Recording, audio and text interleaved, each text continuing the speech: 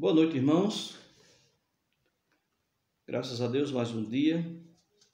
Hoje, quinta-feira, 23 de abril de 2020. Normalmente, nós nos reunimos na igreja. É um culto hoje, o culto de quinta-feira é um culto direcionado, mas com ênfase, na obra missionária, tanto que é culto de orações para missões. Mas normalmente nas quintas-feiras nós trazemos também uma meditação da palavra, uma reflexão, desafiando as nossas vidas, mediante o conhecimento de Deus, a fazermos também missões. Gostaria de hoje à noite observar um texto aqui no livro de Atos. O livro de Atos é de grande relevância, de grande importância para a igreja do Senhor Jesus, porque ali nós podemos observar o início da igreja, e a descida do Espírito Santo e o início da igreja no dia de Pentecoste, como também a conversão dos primeiros cristãos, ali no capítulo 2, e aí o Evangelho saindo dali de Jerusalém e indo até os confins da terra. E uma peça fundamental para esse plano, para esse projeto de Deus do Evangelho ir até os confins da terra, Deus usou um homem chamado Paulo, um homem que fez grande diferença com sua vida, por sua fidelidade àquele que o havia chamado. Ele cumpriu muito bem o seu papel. Então é um exemplo a ser seguido, ok? Só lembrando também, meus amados irmãos, que nesse texto que eu vou ler, Paulo está praticamente no fim da sua terceira viagem missionária. Ao término da terceira viagem missionária, ele ia para Jerusalém, lá seria preso e seria levado para Roma, e o livro de Atos termina exatamente ele preso em Roma, mas cumprindo o seu papel, evangelizando e levando pessoas ao conhecimento de Cristo e à conversão a Cristo. É o Espírito Santo que salva, nós entendemos muito bem isso, que convence o homem, mas Deus usa instrumentos para levar a mensagem de salvação, para levar a pregação da palavra com fidelidade e assim pessoas serem salvas. Gostaria de ler aqui o capítulo 20, o versículo 17, até o versículo 27, um texto bem conhecido. E diz assim a palavra: de Mileto mandou a Éfeso chamar os presbíteros da igreja. Paulo fez isso. E quando se encontraram com ele, disse-lhes: vós bem sabeis como foi que me conduzi entre vós em todo o tempo, desde o primeiro dia em que entrei na Ásia, servindo ao Senhor com toda a humildade, lágrimas e provações que, pela cilada dos judeus, me sobrevieram, jamais deixando de vos anunciar coisa alguma proveitosa, e de vou-lhe ensinar publicamente, também de casa em casa, testificando tanto a judeus como a gregos, o arrependimento para com Deus e a fé em nosso Senhor Jesus Cristo. E agora, constrangido em meu espírito, vou para Jerusalém, não sabendo o que ali me acontecerá, senão o que o Espírito Santo de cidade em cidade me assegura, que me esperam cadeias e tribulações. Porém, nada considero a vida preciosa para mim mesmo, contanto que complete a minha carreira e o ministério que recebi do Senhor Jesus para testemunhar o Evangelho da graça de Deus. Agora eu sei que todos vós, em cujo meio passei, pregando o reino, não vereis mais o meu rosto.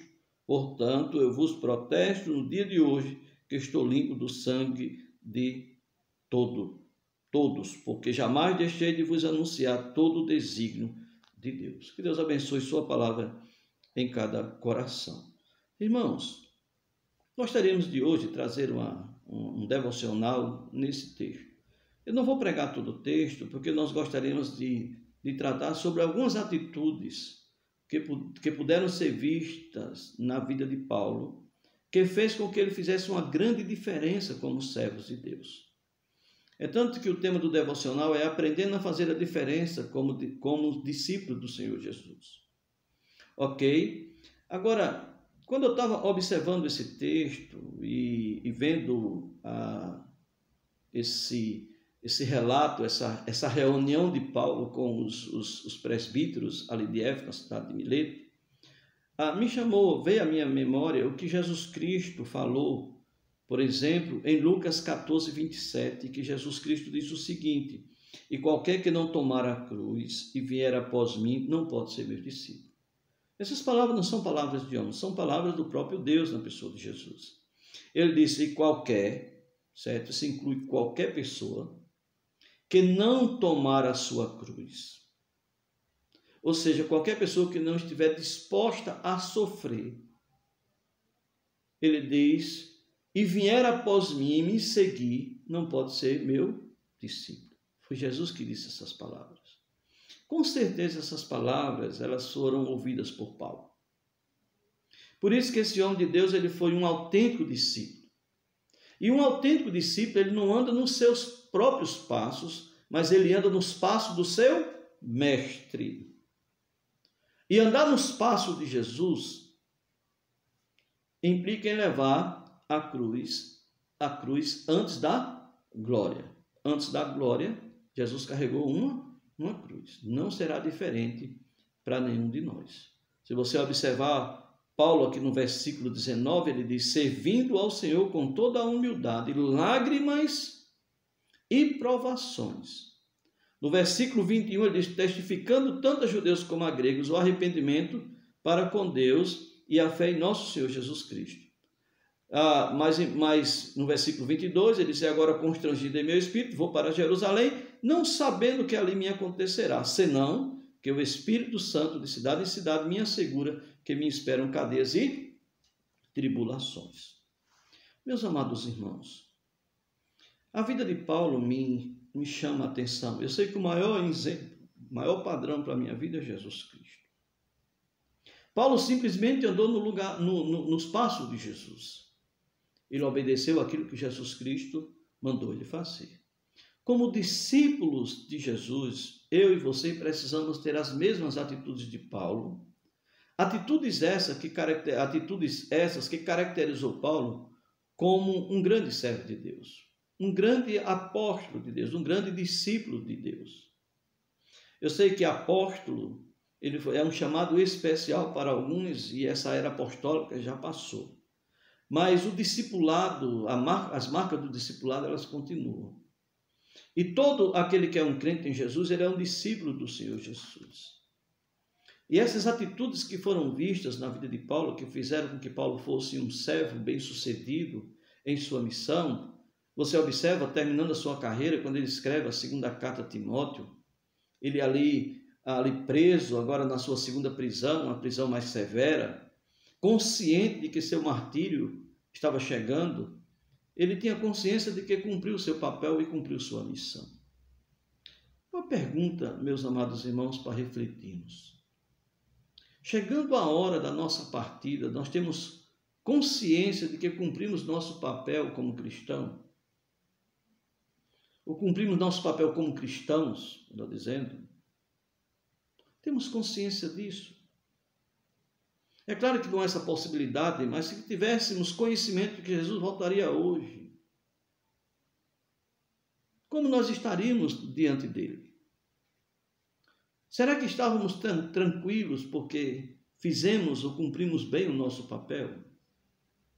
E se chegar o nosso momento, seja o momento de morte física antes da vida de Cristo, seja por uma doença, seja por martírio, qualquer outro meio, né, que possa acarretar numa morte física, será que temos consciência de que estamos partindo para a eternidade? Consciência de que cumprimos bem o nosso papel? Paulo tinha consciência disso. Ele sabia que a carreira dele estava completada. Completei a carreira. Mas ele tinha consciência de que ele guardou a fé, de que ele fez bem o seu papel. Por isso, meus amados irmãos, que a primeira atitude, gostaria de tratar 3 atitudes nesse texto, mas só vamos tratar uma hoje, já que nós falamos que é um devocional. A primeira atitude de Paulo, que caracterizou ele como um grande servo de Deus, foi a sua submissão à palavra de Deus. Quando falamos em submissão, irmão, submissão é o ato ou efeito de submeter-se. É estar sujeito, é estar subordinado àquilo que ele ouviu de Jesus.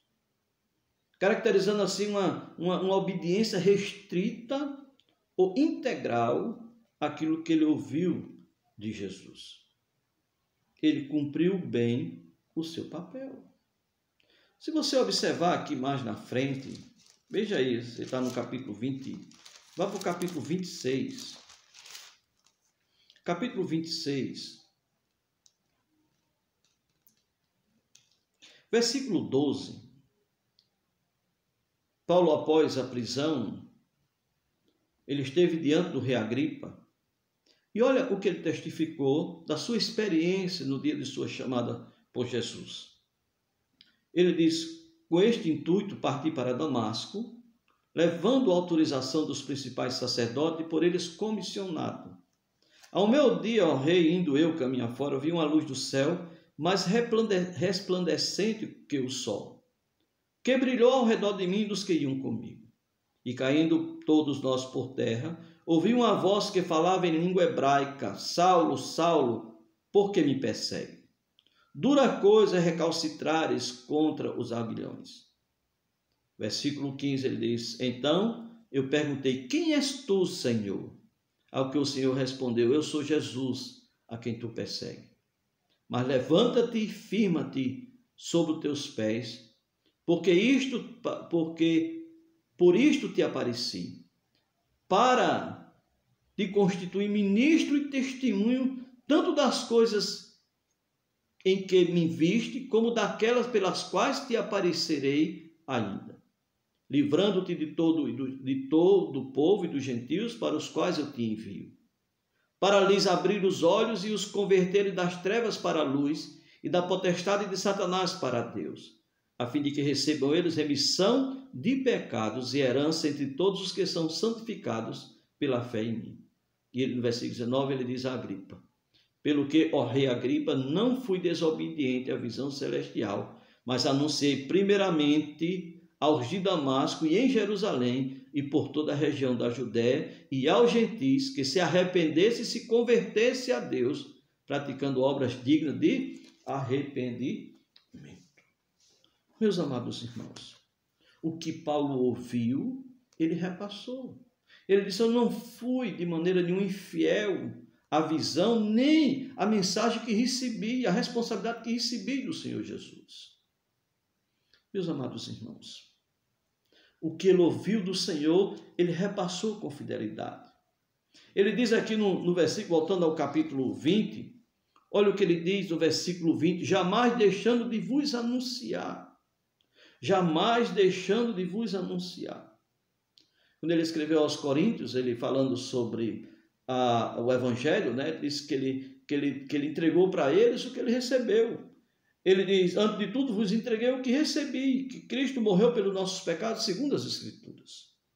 Quando ele orienta com respeito à ceia do Senhor, como deveria ser ministrada, e ele mostra ali, ele deixa bem claro de que ele está entregando o que ele recebeu do Senhor. Meus amados irmãos, primeira atitude aqui: submissão à palavra de Deus. Ele ouviu, ele viveu e ele pregou aquilo que ele ouviu, aquilo que ele foi comissionado para fazer. Ser submisso à palavra é anunciá-la conforme a vontade daquele que a entregou, meus amados irmãos. Paulo não admitia de maneira nenhuma nem o mercadejar da palavra, nem o adulterar a palavra. Quando ele escreve aos Coríntios, ele mostra exatamente isso. Ele diz: olha, nós não estamos como tantos outros mercadejando a palavra do Senhor, nem tampouco adulterando. Certo? Mercadejar a palavra, por exemplo, é mercadejar o Evangelho, é anunciar um Evangelho aonde se a pessoa ela se omite, por exemplo, a dizer que as pessoas são pecadoras. Ninguém pode ser salvo sem ter consciência de que é perdido. As boas novas do Evangelho primeiramente traz a consciência do pecador que ele é pecador, e porque ele é pecador, ele está carecendo da glória de Deus, ele está perdido. Mas também anunciando também para ele de que há solução, apresentando o que Cristo fez, entregando como recebeu, que Cristo morreu e ressuscitou segundo as Escrituras. E mostrar para o homem o que ele precisa fazer.